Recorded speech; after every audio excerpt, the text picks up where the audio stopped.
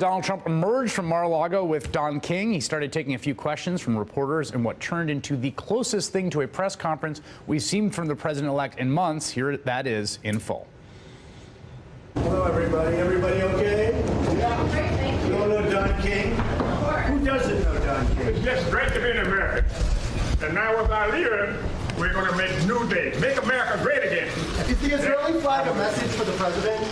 Pardon? Is your Israeli flag a message for Obama? The Israeli flag is about peace. You know, peace in the Middle East. Shimon Peres and Uri Shavir may be the peace ambassador. And so we want everyone to come together as one unit and make things happen. And he's the leader that can make it happen. Are you guys okay? Everything fine? Yes, sir. Thank you. Come on, Go ahead. We were wondering about do you have any further comments about Kerry's speech? You know, you had some No, I strong think his remarks speech in the really morning, speaks for itself. Yeah, it speaks for itself. It was pretty obvious. But he said that friends need to set friends straight, and that was one of the things that We have different views. We have to have peace. I think it set it back. But we're going to see what happens after January 20th, right? I think you're going to be very impressed. I hope. Mr. President-elect. Mr. President-elect, Sprint tells us that the 5,000 jobs that you announced today were part of the 50,000 No, that Mazda announced. Sprint will give you, I just spoke with the head person. He said because of me, they're doing 5,000 jobs in this country. They just put a release out, Hope has it. You'll see it, and that's that. And they're also doing, Massa is doing 3,000 jobs with, as you know, OneWeb. So those 5,000 jobs at Sprint 5,000 is Sprint.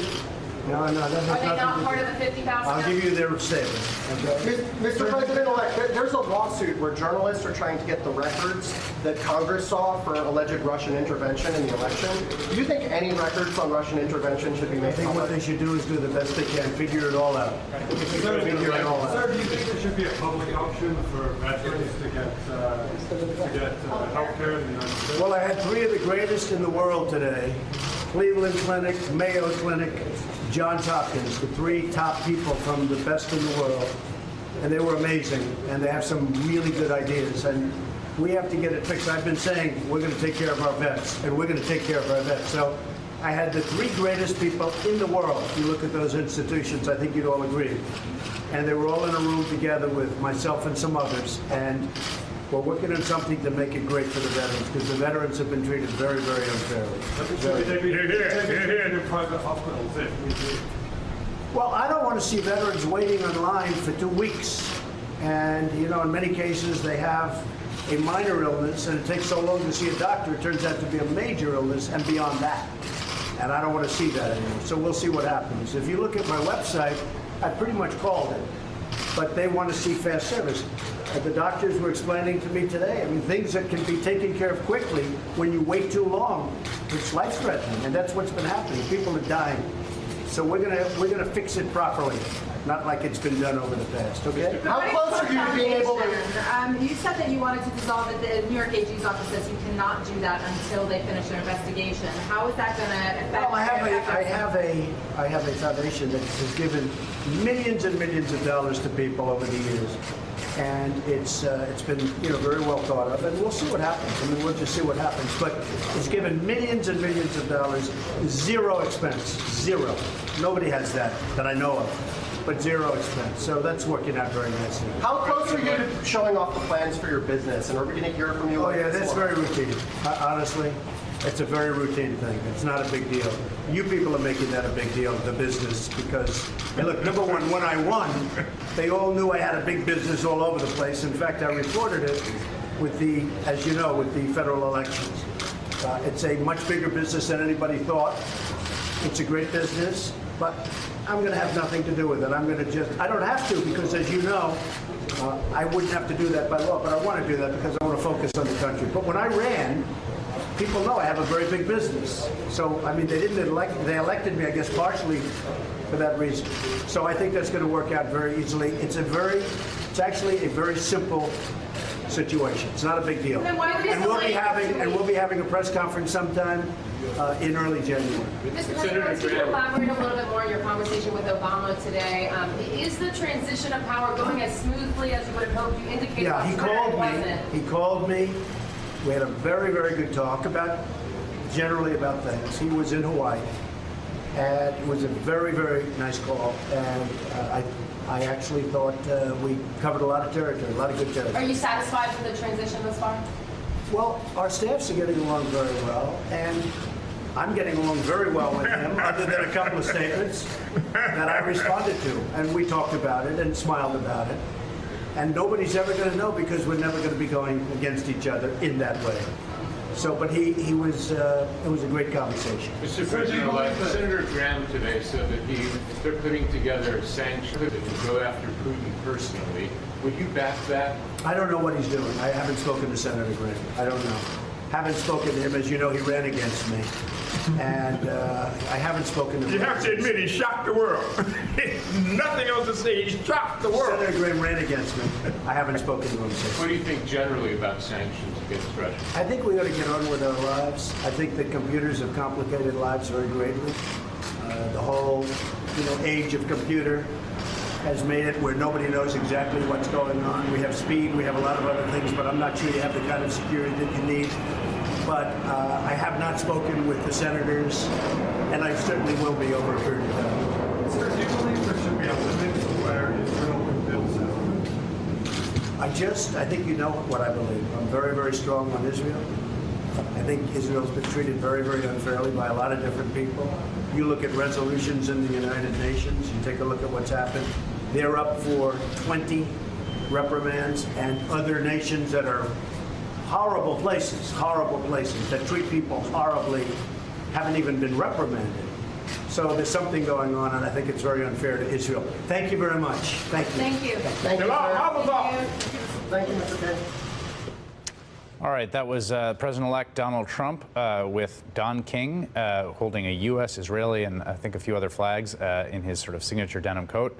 A man who was going to speak at the RNC until reporting indicates that they told him that having a convicted murderer who had stomped a man to death at the RNC manslaughter would be sort of a weird look. But there he was, the President-elect, down at Mar-a-Lago, the famous and legendary John King, and the President-elect taking more questions than he's taken since winning the election. Joining me now, Washington Post columnist Catherine Rampell. So that seemed like a sort of typical Trump performance. Not a ton of answers. A lot of deflection, yeah. A lot of deflection. What stuck out to me was this sort of back and forth on Sprint today. So the president-elect says, basically, I talked to Sprint and bringing back 5,000 jobs.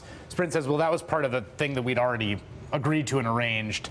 He seemed to go back on that, but it shows you how slippery it could be to kind of cover this president-elect's claims. Yes, I mean, his claims should be taken seriously, but not literally, or whatever the expression du jour is. Right. Because it's very hard to take them literally, because they would contradict each other at every turn, which makes it very challenging. In the case of the Sprint back and forth, they had announced, or their parent company anyway, had announced 50,000 jobs being created here in the U.S. A few weeks ago, right, actually, post-election. Right. But prior to that, their owner had also announced that they were going to be investing something like $50 billion. That's right. Yes, in the U.S. That's right. And so their owner is a massive bank, which is based out of Japan. They had made this announcement of a huge investment in the U.S. prior to the election during the campaign season. Right, and it was very likely, even then, that a lot of that would go to the United States. Right. And beyond that, I mean, one wonders what Trump may have said to Sprint. You know, they have a merger that's being considered right now.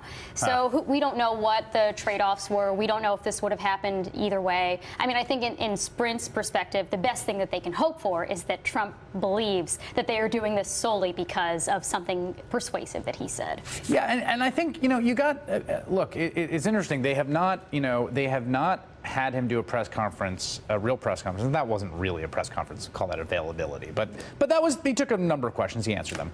They haven't had it since July 27th, which was the day after the RNC. It was the day that the last press conference he had where he somewhat infamously looked in the camera and told a foreign government to commit espionage against his political opponent when he told Russia to... Cyber espionage. Cyber espionage, when he told him to hack Hillary's emails. He later said he was a joke, he was being sarcastic.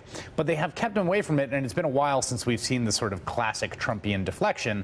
But it's the same stuff we saw during the campaign, and I think what we can expect in the administration. Yeah, I mean, why bother answering any questions, right? Nobody's really holding him to it. His voters don't seem to care. He can change his positions on any given issue, and he's forgiven. So, I mean, why bother participating in the process of democracy if he doesn't have to, essentially. And we should note that in some ways keeping away from press conferences was tactically paid its benefits, particularly down the stretch of the campaign. I think his handlers and his staff recognized that he tended to do things in those press conferences, like calling on the Russians to hack his opponent's emails. Well, but he was erratic in lots of other media That's true. as well. That's a fair point. I mean, they Right. didn't keep him away from Twitter. So Right. I don't know that really it made or broke the election. Although as a reporter, I have to say, it is nice to be able to ask questions and even if you don't get answers, to have some back and forth as opposed to everyone waiting around until the next tweet and run Yes. those and then just analyzing those. Obviously. But my point being that I'm not sure that his erratic behavior was necessarily curbed by his not having these press conferences. So maybe it helped his campaign, maybe it didn't. At the very least, you could argue that, yes, this is bad for democracy to not have the press holding his feet to the fire. We'll talk